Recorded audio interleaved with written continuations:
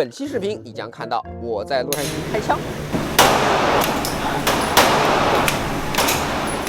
我在晚上试 Waymo， 特斯拉赛博皮卡7座版 Model Y 全主观体验。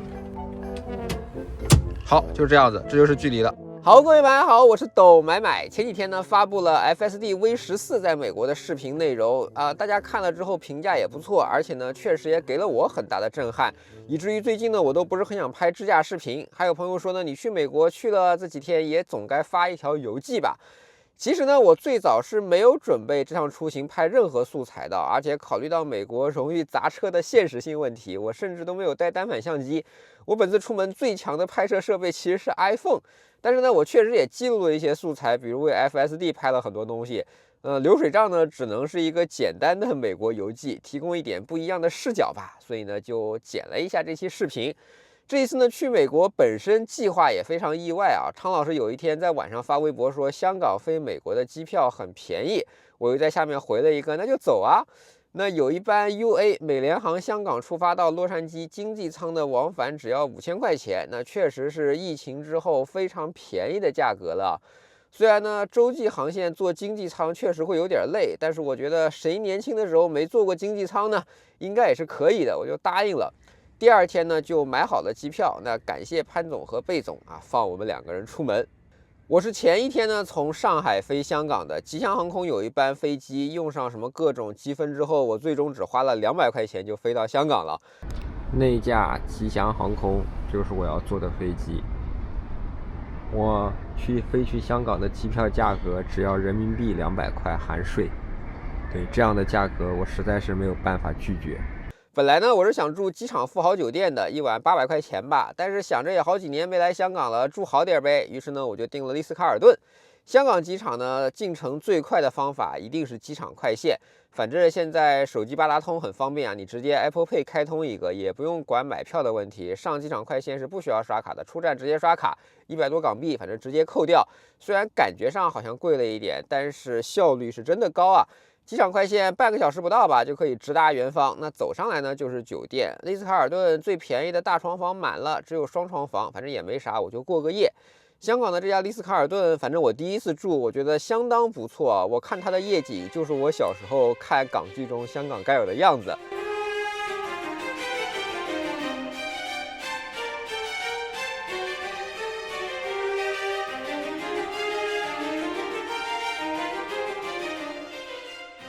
而我呢，已经只是万豪的银卡会员了，他们还给我升级了维港风景的房间，充满了善意。其实当天晚上我就决定，我还是维护一下我万豪集团的会籍吧。现在呢，其实挺容易的，你在飞猪官方店买个8晚的套餐，最低只要3000多块钱就可以一夜升到白金了。你看啊，这种高度竞争的品牌，比如酒店业，其实你要做好情感连接，还是很容易让别人消费的，对不对？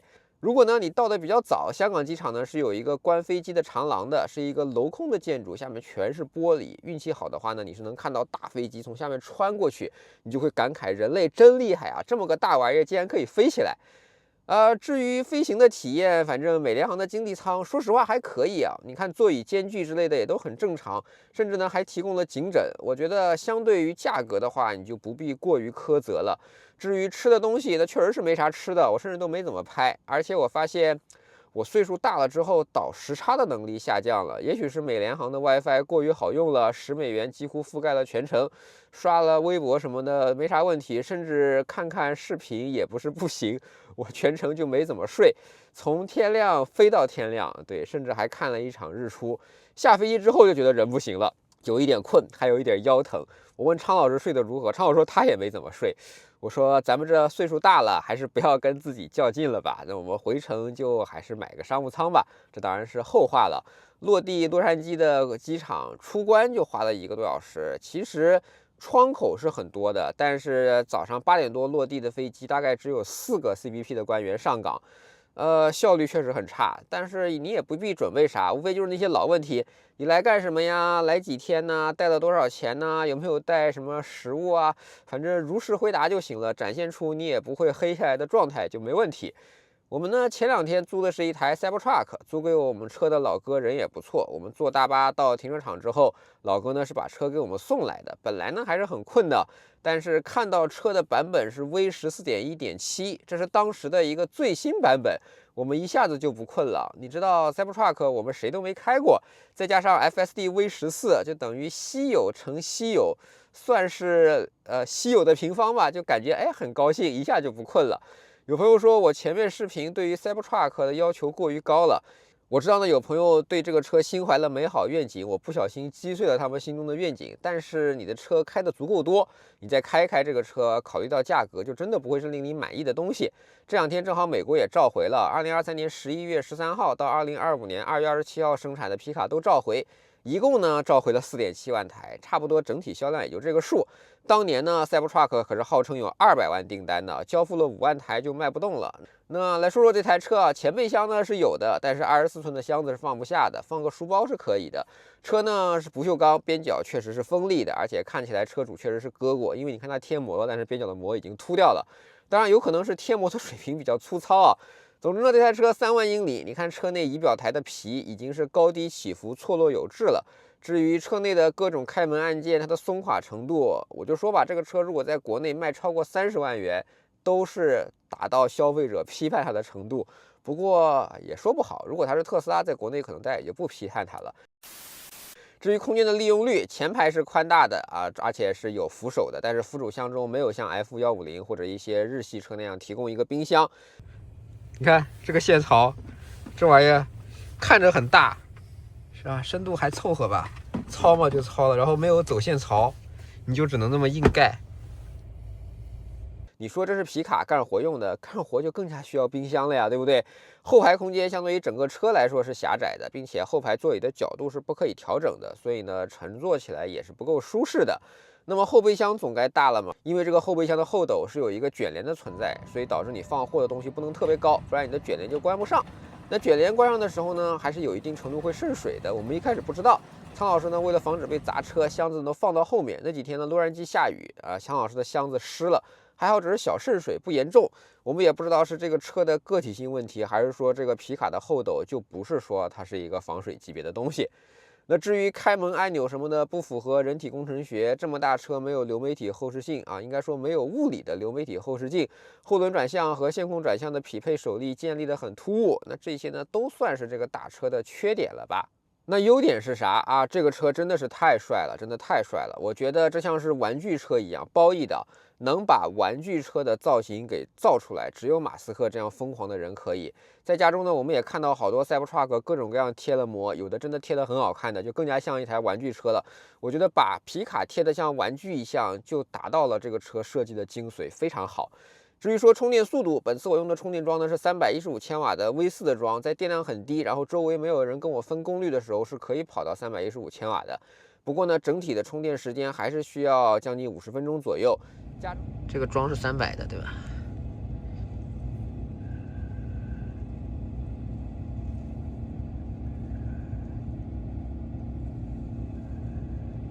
？170，我们是预热的过来的，180。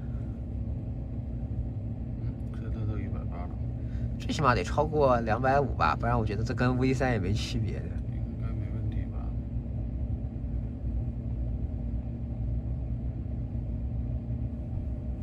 毕竟800伏啊，兄弟，可以的。剩余1分钟已继续行程，这话啥意思？260、270。他们也挺糙的，充电的图案也没改。啊，可以的，还是可以的。这个装就325。哎，怎么又可能320？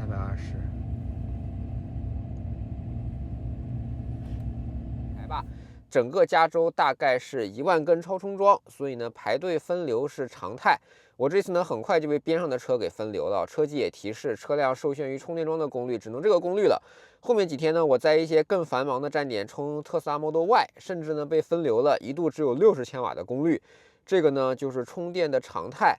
虽然呢充电相对很慢，但是呢充电可一点也不便宜。一个站点呢，如果有1/5的桩，在使用的时候价格就会涨价，便宜的时候大概0.33美元每度，贵的时候直接到0.55美元每度了。这个比较搞笑的是，如果你插枪的时候那个价格是贵的，那么你就贵全程。所以你会看到你和别人同时到充电桩，可能因为你插枪的速度比隔壁快一点，那后插枪的那个人电费就要贵60%每度。你考虑到加州的油价是4.7块每加仑嘛，那电车的使用成本呢，大概是与 2.0T 的燃油车是相仿的。当然了 ，FSD V14那可确实是真太猛了，真遥遥领先。我还是，哎呀，我也不知道国内有哪个品牌，或者说什么时候可以做到这样的水平啊。前两天何小鹏说他明年8月30日前能做到，他也亲自去美国试了。我很高兴何小鹏愿意亲自去试试，这对于打破信息壁垒确实是有帮助的。我也希望小鹏能做成，毕竟美国的饭挺难吃的。何小鹏说他如果实现的话，就在美国给建一个像中国这样好吃的食堂。有个好吃的食堂很好啊，如果能让我蹭饭的话就更好了。那至于更多 FSD V14的精彩表现，你就看一看我上一期的视频吧，我觉得已经说得很全面了。所以呢，这几天我和苍老师在美国的主要任务就是开车，支线任务呢就是看一看风土人情。比如我喜欢逛超市，喜欢逛 Costco， 喜欢逛 Target， 逛 Best Buy， 然后 Amazon Fresh， 各种各样超市我都逛，看看物价，看看商品的产地啊。这一片呢其实也有很多的体会，但是我担心分享了有风险，我就不具体的细说了。当然了，汽车呢，我们也是怀着极大的热情去看的。美国的电车企业 Rivian 啊，我一直很喜欢它的设计啊。视频发出的时候，他们也开始自研芯片了，能力呢看起来就是一个车道保持，但是也能驱动股价上涨12%，甚至呢，Rivian 的市值要比蔚来更加贵啊。这可能也是美国公司在资本市场的优势，我们短期之内确实也没办法。Rivian 的 RET 和 RES 我都静态试了。美国人呢对于车的需求和我们其实是有一些差异的。你看后排座椅放倒这件事儿吧，美国车其实都追求的放倒之后成为一个完全的平面，一定要非常平。这么做的代价是呢，座椅本身的角度调节，还有座椅本身的厚度会受限。那受限的话，你乘坐的体验也会受限。但是美国人的车呢，就是要承担货拉拉的职责的，所以必须要能放纯平。同时呢，他们对于二排空间也真的没有很在乎啊，哪怕再大的车，它的二排空间在我们看来都是不够大的，这也是那个市场很不一样的地方。Rivian 的门店呢，装修的也很高级，店员也很棒。我们进来就说我们是来旅游，顺便看看车的，大家依然很职业、很热情。我还让他看了一下乐道的 L90，跟他说这车只有4万美元啊。接下来我把这件事重复了很多遍。每一天我跟人说乐道 L90只有4万美元的时候，我都能收获出他们一模一样惊讶、震惊的那种表情。对了，我们去的时候呢，恰逢洛杉矶车展。洛杉矶车展也是一个历史悠久的车展啊，首次办的时候是1907年了，真的很有历史。我在2019年的时候其实就去过一次。今年相比于19年呢，洛杉矶车展也有一定程度的缩水吧。那很遗憾呢，展厅内就已经没有中国本土的车企了啊。沃尔沃是有的，如果你定义本土是这样子的话，那沃尔沃确实是有的。我和昌老师呢是以媒体的身份入场的，没错，我们申请的是媒体证。洛杉矶车展的第一天是媒体日，仅限媒体。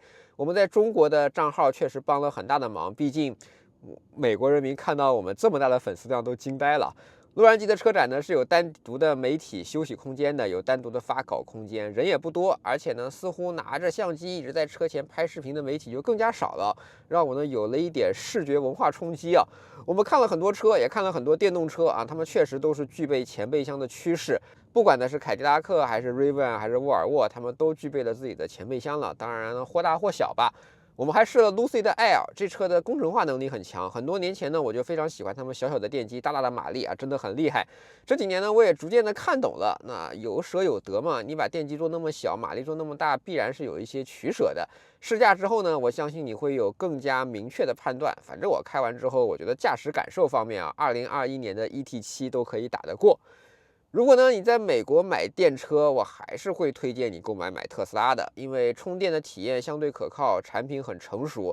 虽然呢价格和中国制造的版本相比，在美国市场上的定价那肯定都是高的，但是特斯拉在美国我觉得还是有价格竞争力的。对了，我和昌老师这次呢还租了一台 Model Y， 甚至是7座的版本，特别夸张啊，还不是国内的 YL 加长版，就是一个普通的 Y， 做了个7座。其实我也不懂什么需求的人会买普通版本 Model Y 的7座。好，现在我们要展示一下7座版 Model Y 如何进入。不是 Model YL 啊，这是 Model Y。好的，非常的优雅，非常优雅。宽的这一个通道，你看这个通道非常宽，对，像苍老师这么瘦的人一定是可以进去的。走，好，我努力一下啊。好，来，轻轻松松，轻轻松松，非常自然。哎呀，好嘞，问题不大。哎，给我回来，还得再推一点，不然前面我腿都放不下。你再推，再往后拉一点。我靠，只能这样了。只能这样，前面坐不了人，你这不真实。来来来，往后推。对，好，可以，这里锁住了。啊，膝部空间有啊，膝部空间至少有1指呢。有没有1指你就说。这个头部空间不错，头部空间非常好，可以直接感受到自然。给我开个窗吧，给我开个窗。来，我们来打开一下。哎呀，你看开了窗之后，立马豁然开朗，符合法规。你甚至还有一个独立的头枕，你就说豪华不豪华？那我开车的时候把后排开着开。请勿模仿，开个玩笑，我不会这样子的啊。哎呀，你看我又说了很久的车，其实呢，美国的旅行体验，我们这一次呢就在洛杉矶和圣地亚哥啊，圣地亚哥是值得去的。Midway 中途岛号航母现在变成了一个博物馆，你可以去看看。如果国内的同行呢想去拍车的话，中途岛博物馆的停车场相当好，你可以拿中途岛号航空母舰当背景，远处的军港呢里面也有一些舰艇，你站的位置呢是一个公共场合，所以拍摄舰艇是可以接受的。至于洛杉矶的旅行景点的话，依然十分推荐盖蒂啊，盖蒂中心，看看石油老钱们对于文化的贡献。参观呢是免费的，你付一个停车费就行。这里的展品包括制高点的风景，其实都很值得你来打卡，尤其是你第一次来洛杉矶的话。1892年出生，1903年家里就有油，人家才10几岁就有油了。当然也会有一些常规的景点啊，比如说Santa Monica的海滩啊，每一个玩 GTA 的朋友们应该都知道这里吧。这周边呢也有很多高档的商场，如果你要吃鼎泰丰找中餐的话也都 OK 的。毕竟呢这条路叫 Sunset Boulevard， 那是落日的时候十分建议你来看一看，别有一番风味。那这一天呢，我们还体验了 Waymo 啊，由 Google 驱动的 L4 级别的自动驾驶的车辆。前几天呢，其实我单独发了一条 Waymo 的视频，有朋友跟我说这个国内早有了之类的云。我觉得大家还是不要局限于表面上说我们都有。那怎么说呢？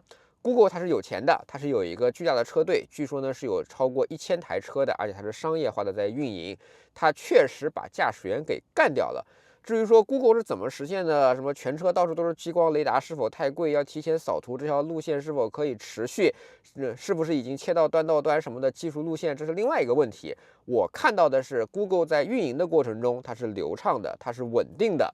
而且呢，在洛杉矶的运营区内真的是随处可见的，而且它是可以跑高速的。只不过我的账户没有得到邀请就是了。特斯拉目前呢还是使用安全员在跑，当然马斯克说他以后也不需要安全员，那是后话了。Waymo 呢也不禁止乘客坐在第一排，不管你拉方向盘什么的，反正你就靠自觉嘛。方向盘上贴了纸了，说你不许碰，你要是碰了造成危险就自己承担喽。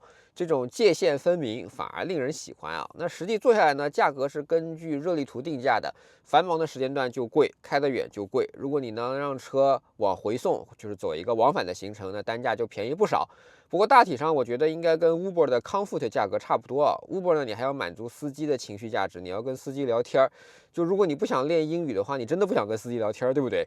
那 Waymo 呢，完全不用，反正呢我是很喜欢啊。那至于说美国的酒店与吃饭，我则完全提供不了经验啊。怎么说呢？美国的酒店差不多是高价格低品质的代表了，基本上你花300多美元，不管是在洛杉矶还是圣地亚哥，整体的水平可能就是一个福朋喜来登的级别吧，可能还要差一点。那国内的酒店真的太好了，普遍非常新，而且服务细致。那吃饭就更不要提了，乏善可陈。而且呢，想吃点价格昂贵，就关键没好吃的，对吧？这么多年了，去了这么多趟了，就没有哪一次吃的很好吃。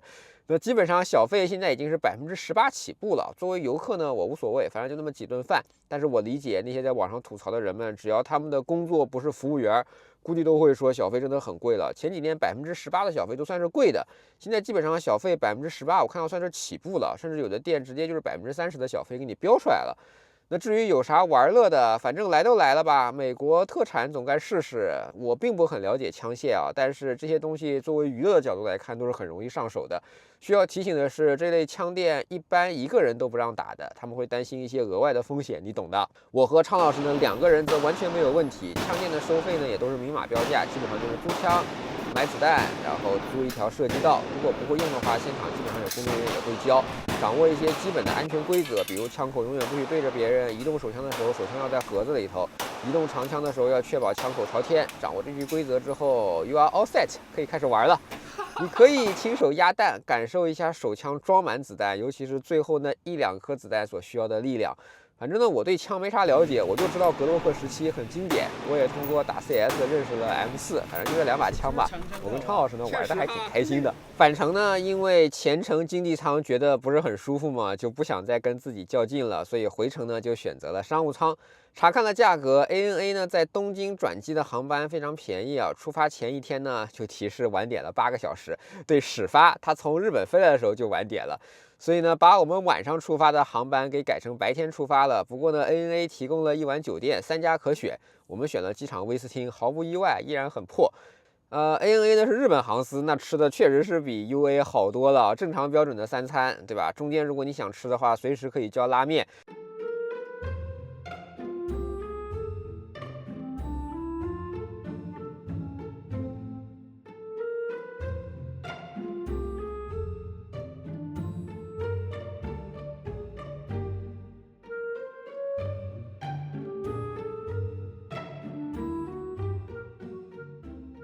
你知道，在美国这几天没啥好吃的，飞机餐我都觉得好吃了。基本上我就是睡了吃，吃了睡，甚是欢喜。在飞机上我吃了得有5顿吧。那至于飞机啊，这架787确实有点年头了。不过小桌板呢是这种抽屉式的设计，在吃饭的时候你要想出去，你把抽屉往前挪一挪就挺好了，不至于呢一直被困着。你要知道，有一些反鱼骨的坐垫儿，那基本上那个座位打开之后你没法出去。有时候一顿正餐完整的吃完，前后要1个小时呢。万一想上个厕所什么的，对吧？像这种设计，我觉得还是挺好的。那落地羽泉机场，如果你符合一些特别条件的客人，其实是可以通过 Shell Pass 这种方式入境日本的。这个条件比较复杂，大家自己去查询吧，我就不具体说了。那我是去转机的，飞到上海的航班呢是这班波音767，我第一次坐这种机型啊。商务座呢是很有意思的212布局，那其他的倒也没啥特别要说的。对了，因为航班的延误，落地呢还触发了我的信用卡保险的被动技能，赔了我2000块钱。出门前呢，我还买了一个旅行保险，对，就随便买的一个旅行保险，很便宜，170块钱吧，又赔了我300块钱的延误险。所以呢，这趟还额外回本了2300块钱，有点意思啊。所以大家出门的时候保险还是必要的，然后信用卡还是选择一些相对有真实有用权益的信用卡吧。那本来呢，这一趟去美国就是纯粹的去体验 FSD V14，因为机票价格而出门的。不过最终呢，倒是没少花钱，不过却给了我一个很好的视角去评估特斯拉的 FSD，去看这家公司的价值。这可能就是你出门去看一看的意义吧。虽然呢，上期视频也说过，因为地缘政治的原因，导致我们出门或者说对外部的环境，甚至机票价格也不如前几年那么的便宜，那么的容易了。但是保持与世界的连接，我觉得是我们每个人都要去努力做的，好吧？好了，这个是本期抖买买的视频，希望你能喜欢。如果对我视频感兴趣，不要忘记评论说订阅抖买买，买买的头条、B 站、微博以及 YouTube 都有自己的账号。我们下期再见，拜拜。